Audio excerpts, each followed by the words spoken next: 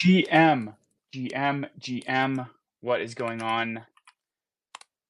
To all the Smart Economy podcast listeners and Neo folks, this is Crypto Coffee and Blockchain Beer, where my fellow co-editor Edge and I get together once a week to chat about what's going on in the broader blockchain space.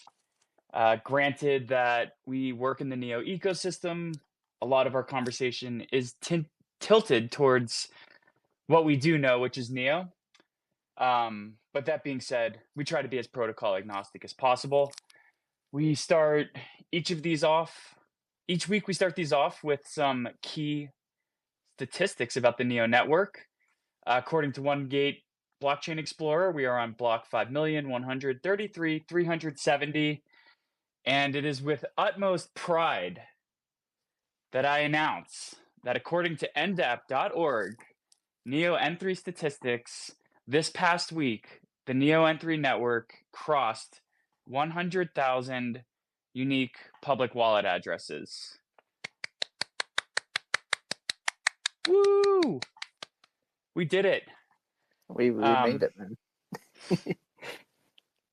What's going on, Edge? Welcome, fellow co-editor. How you doing? Yeah, I'm doing okay today. How about you? Really excited. Clearly, I've been shilling this 100K milestone for quite some time, so it's nice to see that we got there. Yeah, hopefully the next 100K comes a little quicker. I think. How long has N3 been live now? Are we in the third year? I think we are. Yeah, it's kind of a dig being happy about this. Because you see like a network like Base that launched less than a year ago, and they just surpassed $3 billion in total value locked on that L2. But there is a caveat. Base was built and launched by Coinbase, so there is a direct pipeline for massive amounts of liquidity to be thrown in there. But yeah, I mean, it's nice. I think we will see the next 100K come a lot quicker, simply for the fact that N3 is here for the next bull run, and that wasn't the case when N3 launched at the top in 2021. Yeah, it's a little bittersweet, I suppose, when we compare ourselves to other ecosystems. But it's like we alluded to in the last, I don't know if it's the last space or the one before that, but we were talking about how it's always going to be harder for a non-EVM network to kind of build that initial traction. So I think with something like Base, L2s are shiny, Ethereum apps are shiny. It's a Coinbase application. The fact that it was going to attract a lot of liquidity and a lot of users was never really in question. So I try not to compare too much with them directly, but yeah, I would definitely like to see us ramp up these numbers, and maybe we could hit 1 million addresses in the time it took us to hit 100K, right? Ooh, I like it. We'll go from 0 to 100 in less than 3 years, and from 100 to 1 million in less than 3 years. Lofty goals. Very lofty goals. Yeah, I only bring up Base because I've been using Farcaster a lot. We've had a conversation about Farcaster, and the relationship between that app and the L2 is just insanely tight. And this is the first time in the 7 years I've been in crypto that I've finally seen a application leverage blockchain and crypto and do it completely organically, and seemingly not just be a flash in the pan. So excuse my my bent towards that L2 and that app. I've just been using it a lot recently. But something I do want to bring up before we kind of dig into anything else, we finally got a question from our audience. Nice. So I want to give a shout out to Flamingo Joe. You have a public address, flamingojoe.neo. So after this space, I will send you one gas to thank you for providing a good question. And I hope Edge, this doesn't feel like uh, a slight towards NDAP and Verve when you do listen to this. I hope you hear this as well. But this is this argument or question isn't a stranger to you guys. I've been saying that I want more data and dashboards for Neo N3 just in general. And luckily, NDAP is something that's being built in-house by the NNT team. So we have the opportunity to create data dashboards and things like that. But what Flamingo Joe asked is a two-part question. One, how do we get better data screens for Neo N3? And two, who needs to be paid to make this happen?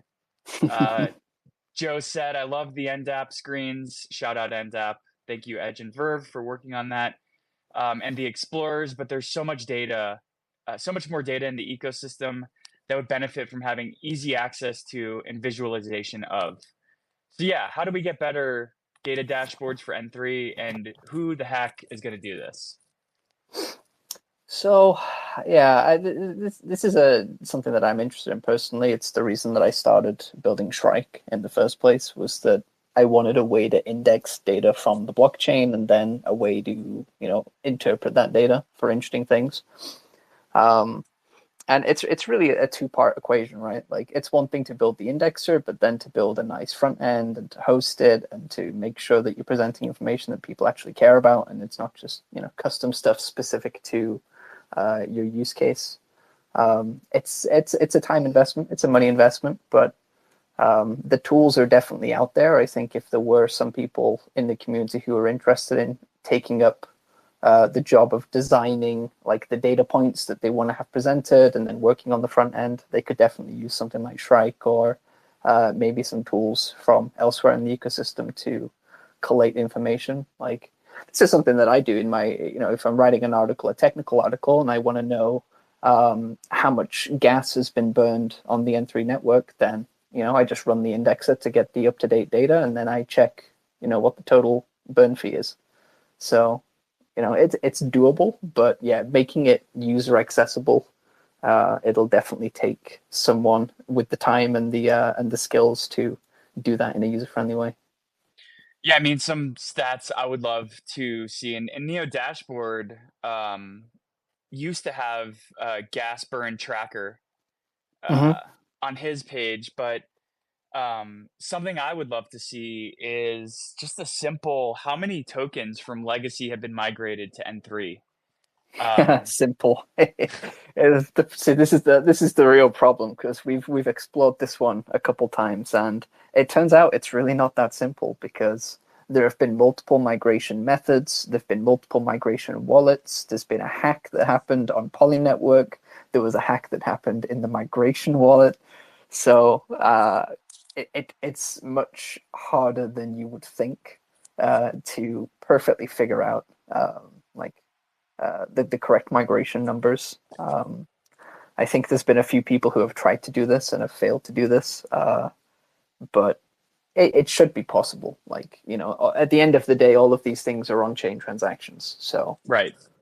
if you can collect all of the sources and make a sensible timeline of when these things are happening, then it should be totally possible to put this together. It's just kind of a daunting task, and if no one's getting paid to do it, then no one's going to do it, because it's too much time spent trying to build the thing, and then time spent running the nodes and hosting the infrastructure in general, like the website, to present this to the user. So it's definitely something I think that we've explored for NDAP. And as far as sysfee goes, or burn rather, it's just like NDAP, for example, we take most of our data from Dora, right? So we use the Dora API to get this information. And then on our tokens page, we're using the Flamingo API, and we're using FolderWin endpoints to get price information. But there aren't endpoints for things like, what's the total sysfee on the network. So there's no easy way to just make one call and get that answer. So what you actually have to do is build an indexer, build an API, and then host that permanently so that you can fetch that data as and when you need it.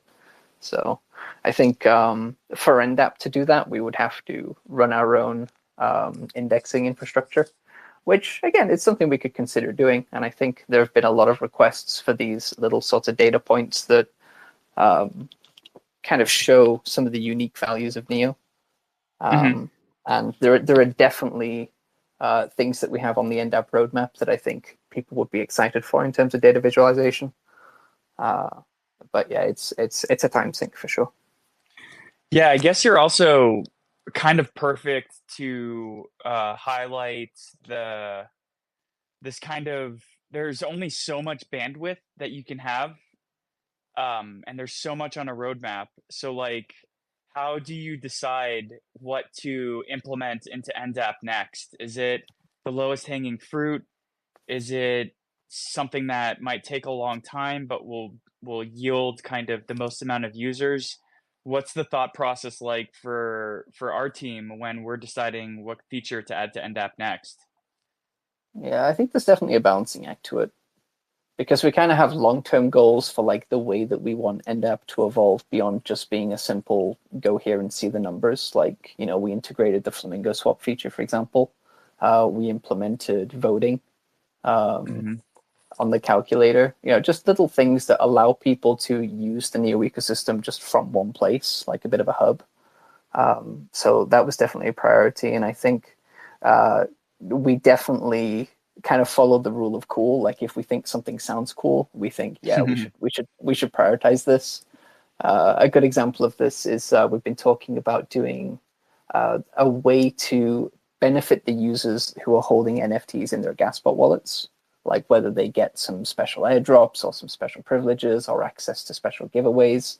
Like, maybe For the Win decides, oh, if you have a rune in your Gaspot account, then you can play this special trivia game, right? And that's something that our other co-editor, Dean, has been pushing heavily because he thinks, this is a really cool use case and it would, bring some utility. So that definitely plays a part. But yeah, I think it's a fine line we walk between introducing new cool features, but also making sure the features that we already have are as polished as they can be, and that we're not kind of walking into unnecessary technical debt along the way. Mm-hmm.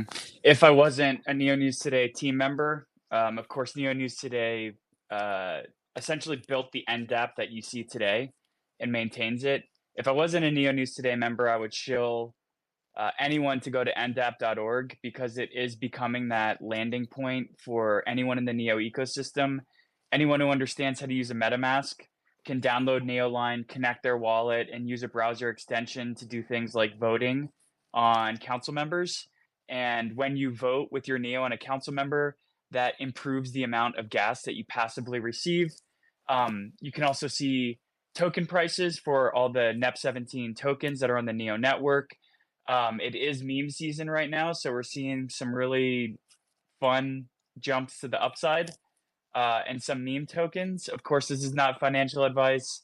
Don't put anything more into fake internet money than you can afford to lose. But that being said, the casino is kicking off right now, and you can see what's going on there. And you can also swap between uh, tokens on NDAP using the various different DeFi platforms in the Neo ecosystem. So please go check it out. Again, if I wasn't an NNT member, I'd be shilling NDAP anyways. I love it. I love the work that's going on. I wish we had 5 times the amount of resources, just developers and funding, so that we could add everything that we have immediately within the next month. But resources are finite, and we can only do what we can only do. So yeah, everyone, keep your ears to the ground with that. Um, so I did kind of just mention meme coins. We had a bunch of meme coins launched 2 weeks ago. We talked about meme coins last week, so I don't want to belabor the point. Mm-hmm. Um, but like, do you think this pre-sale kind of craze ran its course? I mean, in Solana 2 to 3 weeks ago, it was pre-sale this, pre-sale that. Some really racist tokens were launching. People were buying them. Number was going up crazily. Do you think this pre-sale thing is a sustainable way to bootstrap kind of meme coins in ecosystems, or is it just kind of a craze that's going to fall away like the ICO, IDO, IEO, whatever I insert letter O crazes there have been over the past few years? Yeah, I think I said this last week, but it's kind of a dividing topic for me because on the one hand, like more users and more builders is what ultimately helps the technology mature, right?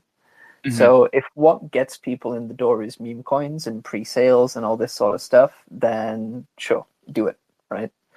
Even if it doesn't particularly appeal to me and what I want to use the technology for, I know that ultimately having these users is better than not having these users.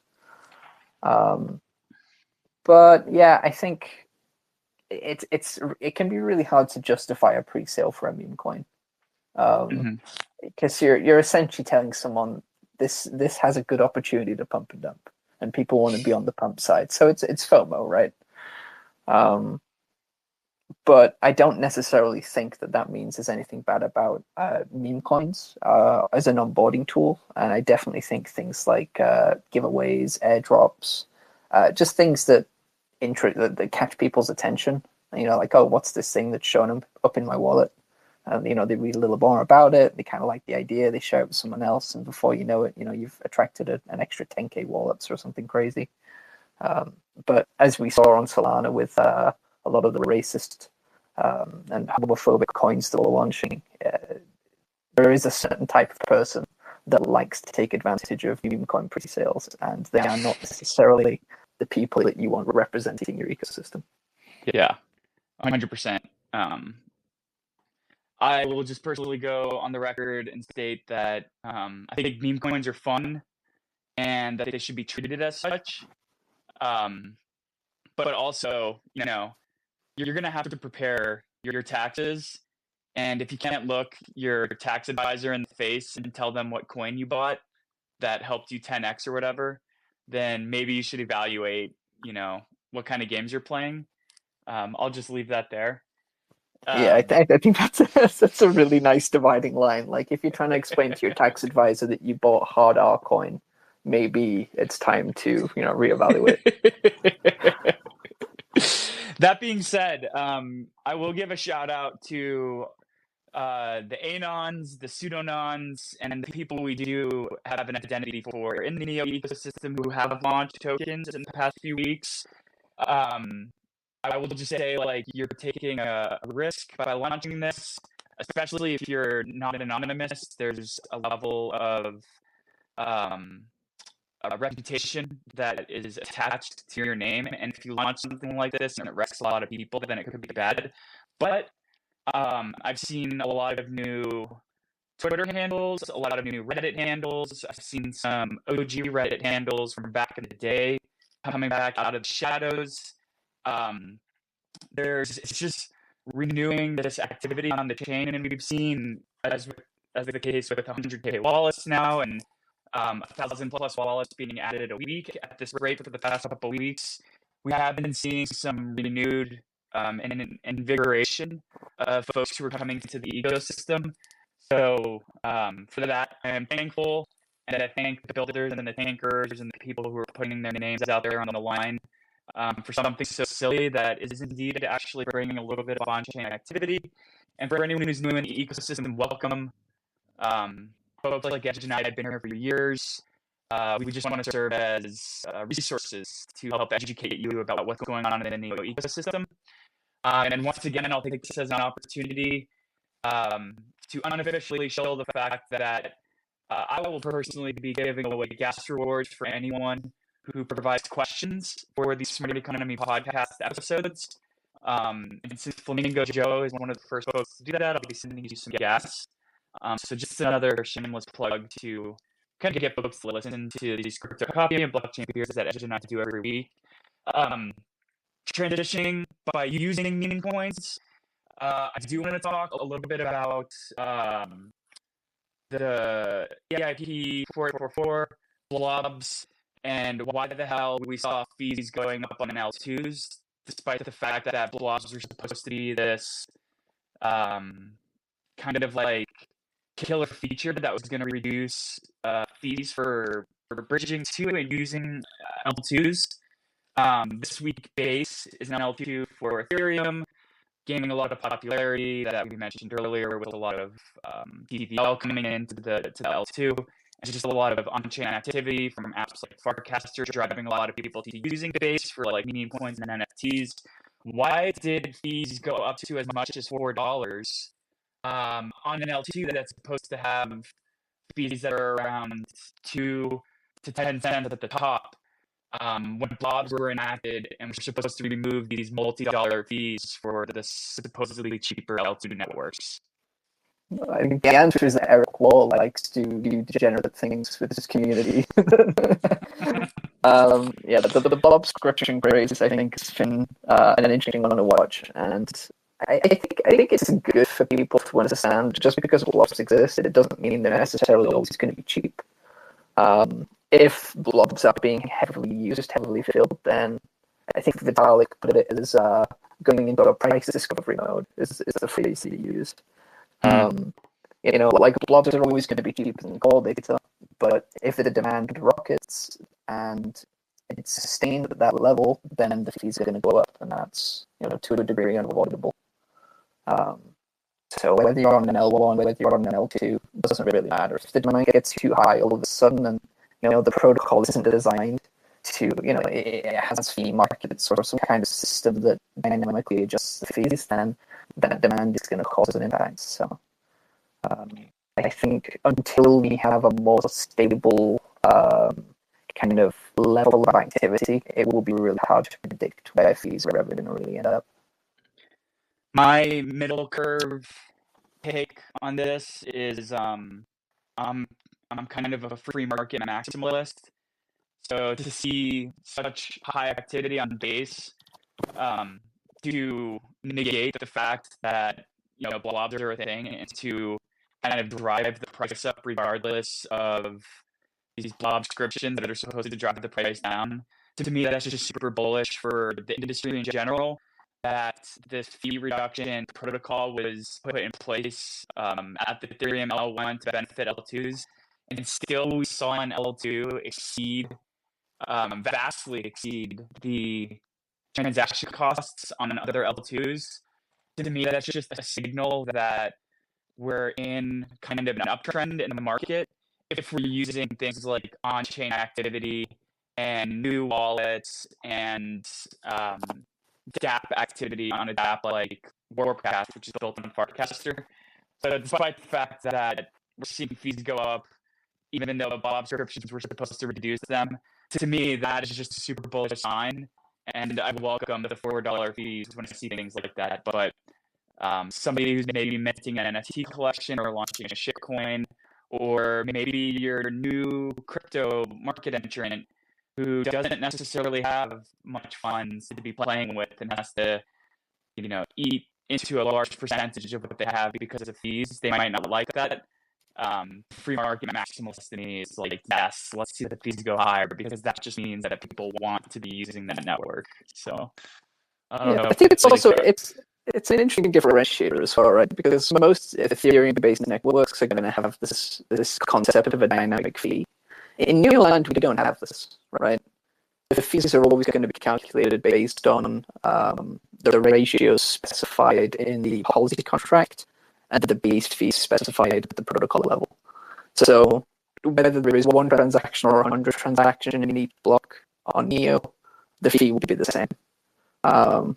Where that gets interesting is then, when you start filling up the blocks, and now you need to either raise the fees to reduce the activity level, or you need to allow faster or larger blocks to support this new throughput. So, and then it's a question, well, how high could the throughput go? And we don't really know at this point, but I definitely think it's one of those things where you would never want a new user to be pushed out because some of the people are doing degenerate stuff on the blockchain. And this is one of the things that I think is really cool about Solana, is that they have local fee markets. So if you have one application which has a massive amount of activity, the fees will ramp up for that activity, but they won't ramp up for other things that are going on in the network. So you kind of get this balance where the demand for a particular resource is not the L1, it's the application that's driving this demand. So it's only the users of that application that are going to be competing and paying these extra prices.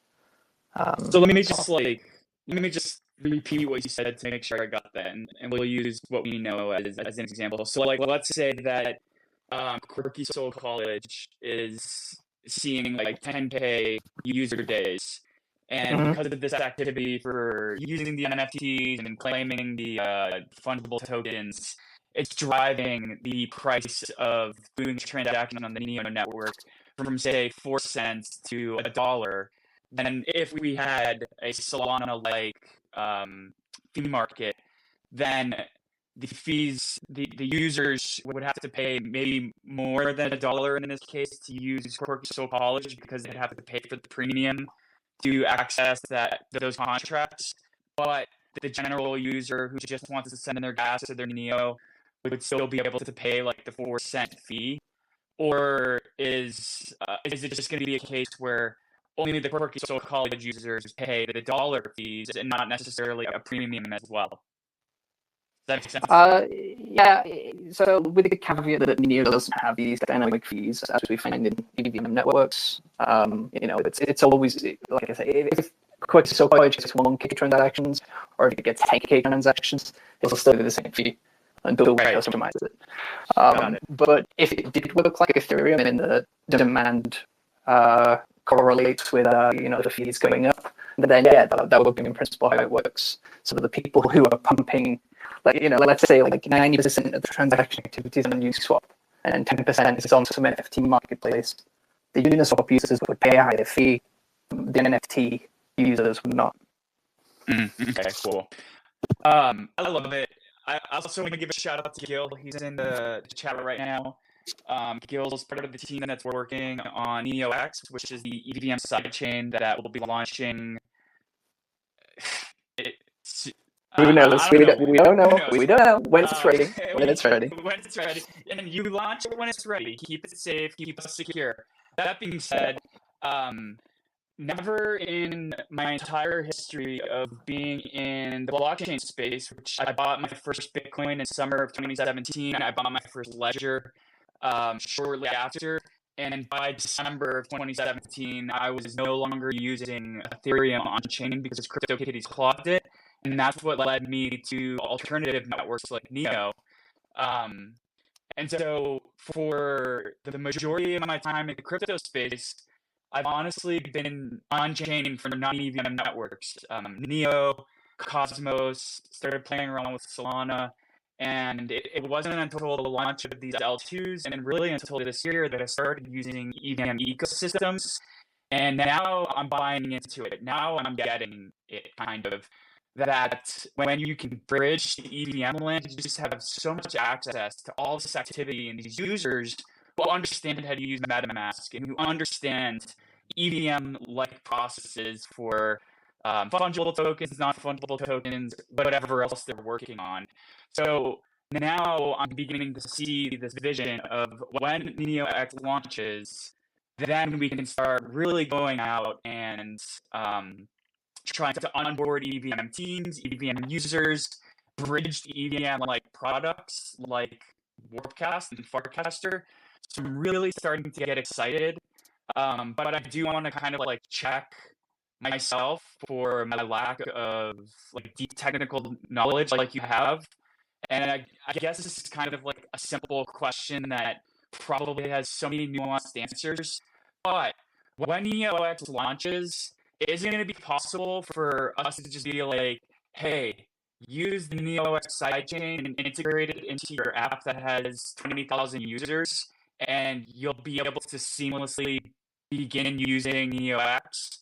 Or is there going to be some sort of intermediary that we're also going to need to do? Are we going to need to build a port of that DAP so that DAP can also work on top of NeoX? Is NeoX going to be able to be implemented directly into something like Warpcast or Farcaster? Just kind of help me understand from a high level Eli 5 to 10,000-foot view how NeoX will be able to integrate and collaborate with these EVM projects. Yeah, I mean, if it runs on EVM, then it runs on the OX, like no changes. So, you tweak your RPC node settings, you load up a wallet, and then you ready to deploy script, and you're done. Like, it will be very trivial. For example, someone like Ghost Market, they will integrate NeoX almost immediately, right? Most of the networks they support are EVM-based networks, and each time it's essentially a config file change for them. So, likewise, it should be the same for basically anyone. And I think it'll be one of those things that is like a sign of when the NeoX is really going to make it the way that other EVM alternative networks have made it. Is that are we attracting these existing applications that are already deployed in EVM? And so, like, just again, my understanding of EVM land is using Base and then Farcaster. I can't recommend that ecosystem enough, especially as we start to see decentralized projects like Twitter decide to boot people off, or if they don't like your messaging, then they can silence you. So we need to have the decentralized social media platform out there where we can own our own data and own our own social graph. But like, building on this is again why I'm using Farcaster and Workcast as my reference point. When NeoX launches, will we be able to build a frame that we can mint in an NFT on Ghost Market using the NeoX blockchain? That's an interesting one. Presumably you could still do it because the frame is just an embedded, it's like an iframe in HTML, right? It's just an embedded application. So when you open a frame, you still have to connect your wallet to it, and the app is going to decide, which networks it supports. So just because the frame and, Farcaster itself is based on Base, does not necessarily mean that that's the only network you can use from, these frames.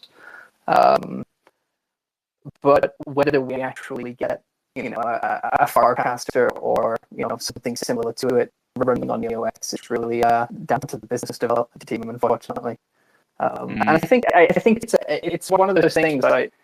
There are so many applications that launched on Ethereum and then went on to redeploy on all these different L2s to make sure they're available everywhere and they've got the maximum possible chance to attract users.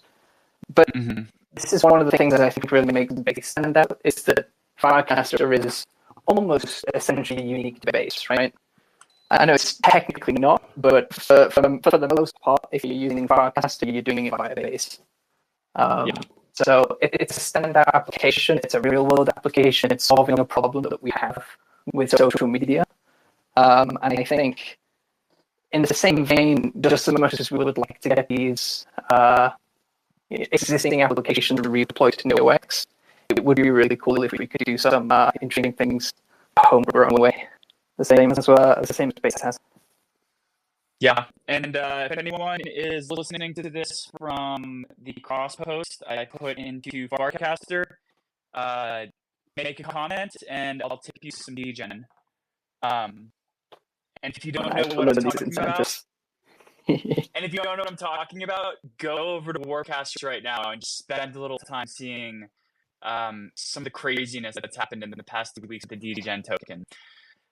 So I guess I kind of do want to wrap up this week by acknowledging something that I think is a necessary cleanup in our industry and in the broader blockchain ecosystem, to kind of allow us to get rid of the shit and the tarnish that was on our face and be able to go out there and talk to our families with our heads held high at Thanksgiving dinner, Christmas dinner, and as representatives of an ecosystem to go out and talk to businesses about building crypto and blockchain-based solutions. SBF got sentenced this week, and I can't tell you how much damage that he did with FTX and bringing us as an industry back so many years. The loss of whatever institutional or large-scale business trust we were building, he and FTX single-handedly wiped out and set the industry back a few years. So SBF going to jail is, to me, kind of the first time we can restart and start to build this level of trust up again with folks who lost it as a result of the 2022 collapse. So, long story short, he got 25 years in jail. He was sentenced yesterday. And for comparison, Bernie Madoff was put in jail for similar crimes, willingly running a Ponzi scheme that impacted people's financial lives to the point where they got all of their life savings drained. FTX arguably was a much larger scale because it extended beyond just American equities and impacted people from all over the world. A lot of FTX employees were told to keep their income in FTX on the exchange because it acted like a bank. So when an FTX collapsed, folks who were living in non kind of like first world parts of the world, where like in America or in Europe, where they had bank accounts that protected them from something like this, these folks lost everything that they'd ever earned working for FTX. So the calamity was just so much broader than something like Bernie Madoff, and he got 150 years in jail. Did SPF get enough time with 25 years? Do you even think he's going to serve that entire time, given the kind of proof of political donations he's made and what kind of favor that might have bought him? What are just your thoughts as someone from outside of the US watching this play out? Yeah, I think so. Something that I didn't know about this, and I kind of had the same concern as you. Like, all right, 25 years, so he's going to serve 5, and then he's going to be out. Right. But what I was reading online is that because this is a federal sentence, he has to serve. It's like something like 80% of it. So 21 years is basically guaranteed without a presidential pardon. So given that he's in his early 30s, that's 2/3 of his lifespan again. I think, maybe it's not completely unreasonable.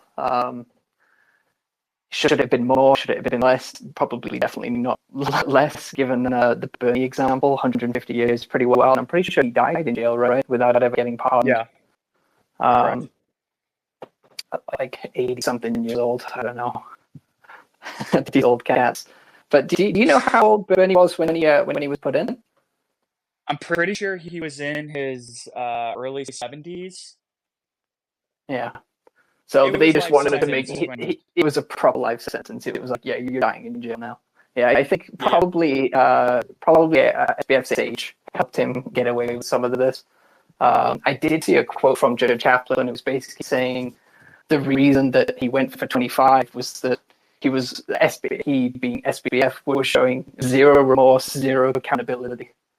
They were saying that if he had an option to like place a bet where either the result is the world is twice as worse off as before, or twice better off, he would take the bet. So he's a risk taker, but he still doesn't really believe what he did was wrong. And I think if he serves 20+ years, maybe he will finally learn the lesson. Yeah, I personally don't think it was enough time. I, for some reason, feel like there will be some loophole with that 80% time served for a federal crime, but he could try for a pardon. Speculation. Yeah, and maybe. If someone like Trump gets elected into office, then that's the type of person that might actually give him a pardon as well. So I also feel like he's kind of toxic ways, though, right? What will lead the party really want to touch SBF? Trump doesn't care, though. Yeah, I guess so. But we don't have to get political. That being said, this is the first time in American politics that I've ever seen a third-party candidate poll this highly ahead of elections. So, America, maybe we can finally get rid of the shitty two-party system. Maybe not. Who knows? But I don't want to end this conversation on a down note. I think we covered a lot of topics, a lot of things that are front of mind. I appreciate the kind of I appreciate that we bring two different kind of perspectives to the table. You very technical and me very kind of high level. So that's what makes these conversations really fun. I hope a lot of you guys get that out of this as well. And so I think with that said, we have once again gone over our 30-minute time allotment. But I'm going to shoot Flamingo Joe one guess. I'm going to shout out everyone in here. Thank you guys for listening. Moving forward, I'm going to try to reward people for asking questions ahead of these crypto coffee and blockchain beers. You can do so on the announcements that we make on the Smart Economy podcast. And yeah, I want to incentivize people to listen to these. We are celebrating our 2-year anniversary for the Smart Economy podcast, so keep your ears to the ground for a reward campaign that we're going to be announcing soon. And we also just released an amazing episode this week with Andreas Brecken of SideShift. Andreas is a Bitcoin OG from 2011. He worked at Kraken during 2015, 2016, and has basically been crypto nonstop for the past 12 years, 13 years. So it was a fascinating discussion to talk with someone who's built through multiple bear and bull cycles. So please go listen to that. And as always, like, retweet anything you like from the Smart Economy podcast. Please follow us. And if you're a Warpcast listener listening to this, at me, I will tip you D then. And that said, let's try and engage and reward users for listening to these and for participating. And I can't wait to host the next one next week and talk with Edge next Friday about all the crazy things that happen in crypto over the upcoming week.